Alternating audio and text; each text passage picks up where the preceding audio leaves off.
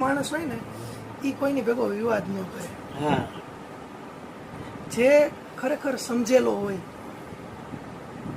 જે જાગેલો હોય, એ વિવાદ ન કરે કોઈની ભેગો. કારણ કે વિવાદ એટલે એક એવી વાત થઈ કે મારી વાત સાચી અને તારી વાત ખોટી. કોઈ પણ માણસ રહ્યો એ કોઈ પણ વ્યક્તિ ભેગો વિવાદમાં ઉતરશે ને તો એ વાતચીતથી કોઈ વસ્તુ સમજાવવા માંગતો હોય છે. જ્યારે તમે સમજેલા હોય, તમને ખબર જ પડતી હોય, તમને ખબર જ છે કે અત્યારે દિવસ છે કે અત્યારે રાત છે, અને કોઈ અહીંયા આવીને એમ કહે કે અત્યારે દિવસ છે, તો આપણે એ વાતને માનવાના જ નથી. એ તો સનાતન સત્ય છે વાત. પછી એમાં વિવાદ ન હોય, ખબર છે આપણને, આપણે આપણા અભ્યાસથી જોયેલું છે કે આને રાત કહેવાય, આની અંદર ચાંદો હોય, આની અંદર અંધકાર હોય બહાર, અને દિવસ એટલે કે સવાર હોય તો એ સૂર્યની હાજરી હોય. તો પછી એમાં વિવાદ ન કરી. આપણે શું કરવા ન કરી?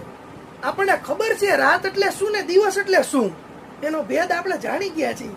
જો એ જાણી ગયા હોય તો આપણે એ વિવાદમાં નહીં પડી. કદાચ કોક બોલે કે અત્યારે દિવસ છે તો આપણે એને શું કહેશી? રાત છે એકવાર કહેશી. બીજી વાર ઈ કહેશે ના દિવસ છે તો તમે શું કહેશો? હા ભાઈ દિવસ છે ભાઈ, જાને. એટલે વાત પતી નહીં. એટલે સમજેલો માણસ હશે એ વિવાદમાં નહીં ઉતરે. વિવાદ રહ્યો ને એ તર્ક ઉપર આખે આખો ઊભો છે. તર્ક એનો પાયો છે. વિવાદનો પાયો તર્ક છે. તર્ક એટલે શું, પેલા એ સમજી લેવાની એક જરૂરિયાત છે. તર્ક એટલે તમારી મનગણત માનસિકતા. તર્ક એટલે તમારા અનુમાનો. તર્ક એટલે તમે ધાર્યું હોય કે આવું થશે.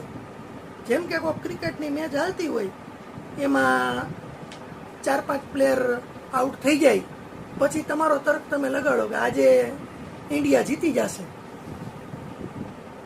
એ તમે અનુમાન લગાડ્યું છે. તમે કયો એટલે ઇન્ડિયા જીતી જાય એવી વાત નથી હો. તર્ક એટલે આજે વાતાવરણ આવું બન્યું છે તો વરસાદ આવશે એમ તમે કયો. શું કરવા કયો? તો કે તમારી પાસે એક ભૂતકાળનો અભ્યાસ છે કે આવું વાતાવરણ બને ને એટલે વરસાદ આવે, અને પછી તમે એમ કહો કે વરસાદ આવે પછી ઠંડક થઈ જશે.